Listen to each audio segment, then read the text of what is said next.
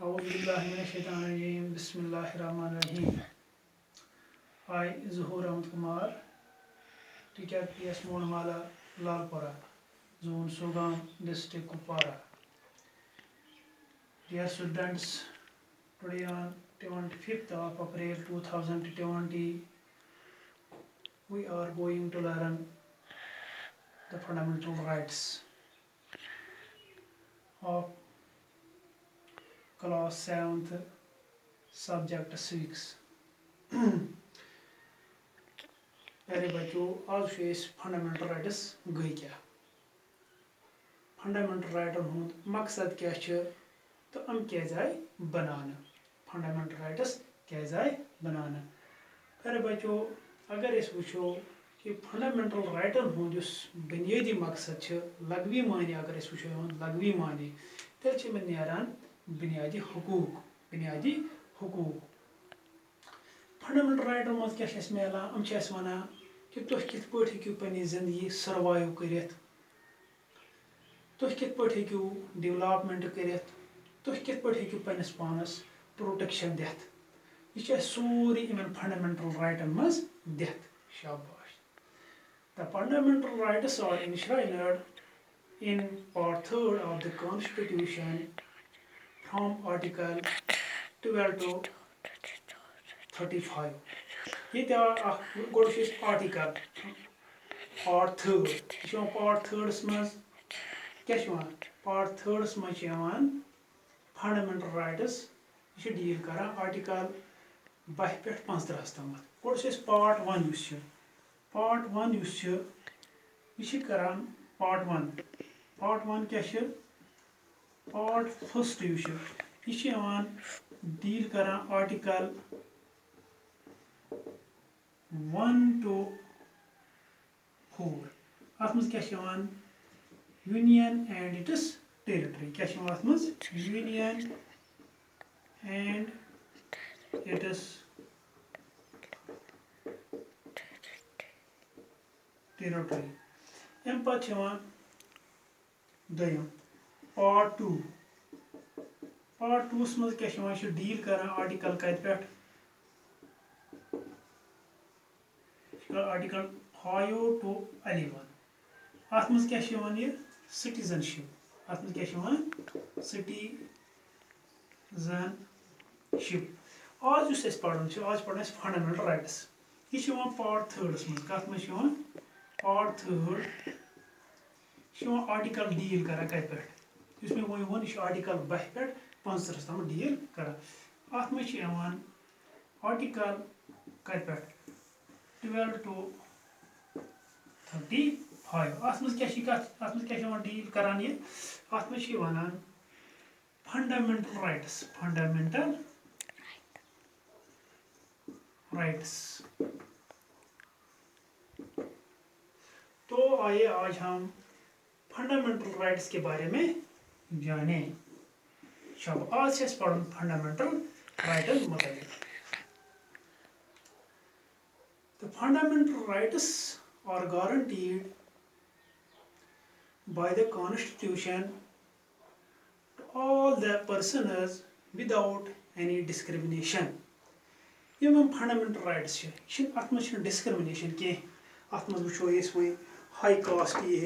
अत मज ये लो कास्ट अत मज ये वो फंडामेंटल राइटन मन इज फंडामेंटल राइट्स राइट्स अत मज फर्क कह डिस्क्रिमिनेशन कह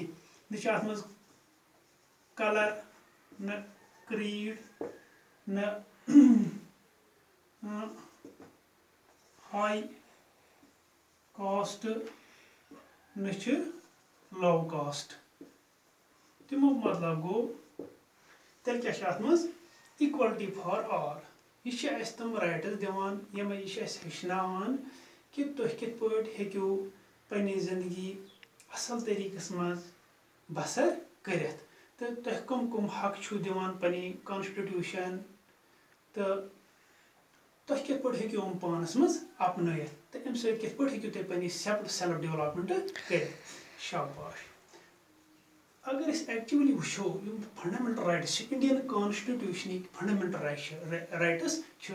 दुनिया मज मान मोर एलाबरेटिव क्या ईद फंडामेंटल राइट्स दुनिया मज कुन त कॉन्स्टिट्यूशनस मज मिलान कहीं अगर USA मज गो अगर गो फ्रांस अगर गो जर्मनी अगर गो UK अगर गो क्या नाव चाइना गो या रशिया गो तत कॉन्स्टिट्यूशन तिमन मज हेको ईद फंडामेंटल राइट्स मोर एलाबरेटिव वुचित कि यूत वुचान इंडियन कॉन्स्टिट्यूशनस मज शाबाश अगर originally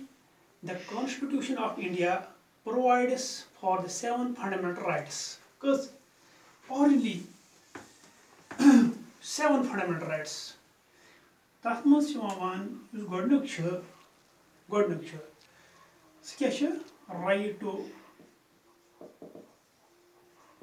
right to equality right to equality यह डील करान आर्टिकल कत पे यह डील करान आर्टिकल 14 to 18 दोयम पर right to freedom यह डील करान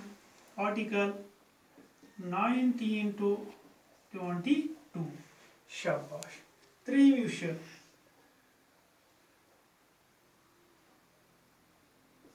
right to against exploitation article deal करा कत पे आर्टिकल डील 23 to 24 शाबाश अम पे चोरम right to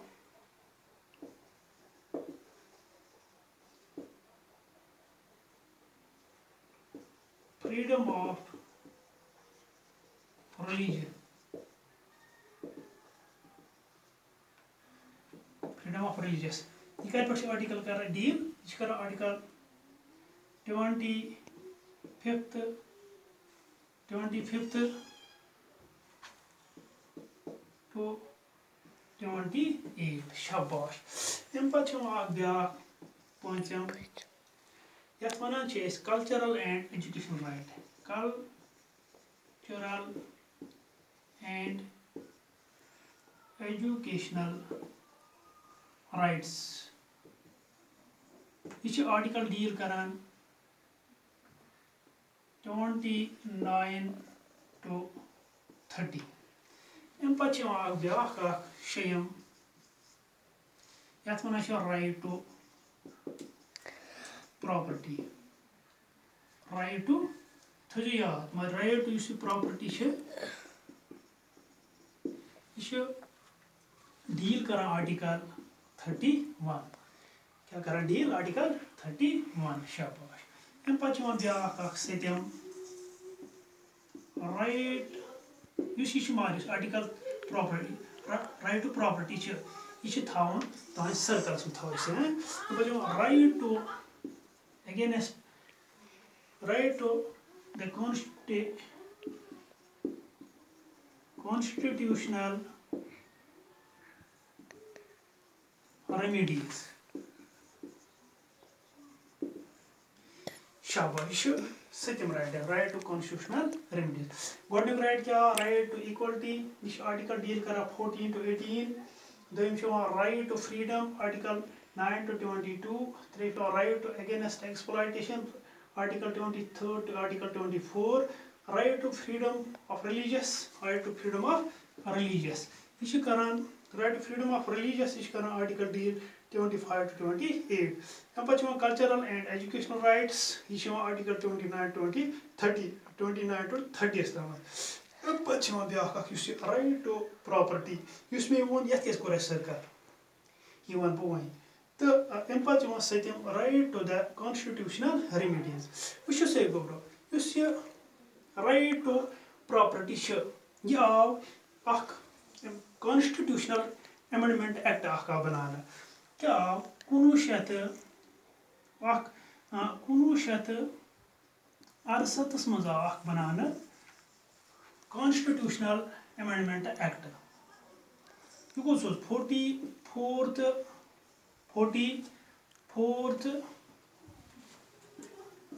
44th constitutional amendment act ये आव बनाने 1968 मज आव 34 कॉन्स्टिट्यूशनल अमेंडमेंट एक्ट बनाने ये कॉन्स्टिट्यूशनल अमेंडमेंट एक्ट आव बनाने अत मज गई यह राइट टू प्रॉपर्टी सह डिलीट करने क्या डिलीटेड डिलीट करने ये डिलीट आव करने पे गई आर्टिकल आव बनाने आर्टिकल 300A पे क्या बनाने राइट टू प्रॉपर्टी ये बनियाव 1968 मज बनियाव 44th कॉन्स्टिट्यूशनल अमेंडमेंट एक्ट सह कत बनियाव ये बनियाव तो अम सत आई राइट टू प्रॉपर्टी या डिलीट करने यह आव बनाने आर्टिकल 300A ये बनिया पत यह बनिया क्या नाव लीगल राइट क्या बनियाव लीगल राइट ये आई चटना वनस right to property fundamental rights right कहें यह क्या वनस लीगल राइट यह क्या आर्टिकल 300A यह राइट टू प्रॉपर्टी मज right article 300A right to property मज वनस राइट टू प्रॉपर्टी मज शाबाश गुब्रो वनस वो थो याद वनस कत fundamental rights only there are 6 fundamental rights right to equality, right to freedom, right to against exploitation, right to freedom of religious, cultural and educational right, right to constitutional remedies. Cause ship fundamental rights. तो use back इनवोड सुबह इंशाअल्लाह ताला video तथ मज right to equality क्या गई right to freedom क्या गो राइट टू अगेंस्ट एक्सप्लॉयटेशन क्या गो ये right to freedom of religious यह क्या वन नम शेन फंडामेंटल राइट्स मतलब बोज सुबह तो यह थो या राइट टू प्रॉपर्टी या डिलीट करना ये 44th कॉन्स्टिट्यूशनल अमेंडमेंट एक्ट बनान 1968 मज तो या डिलीट करना यह बन पे लीगल राइट वनस फंडामेंटल राइट्स यह राइट कह लीगल राइट थैंक यू अस्सलाम वालेकुम।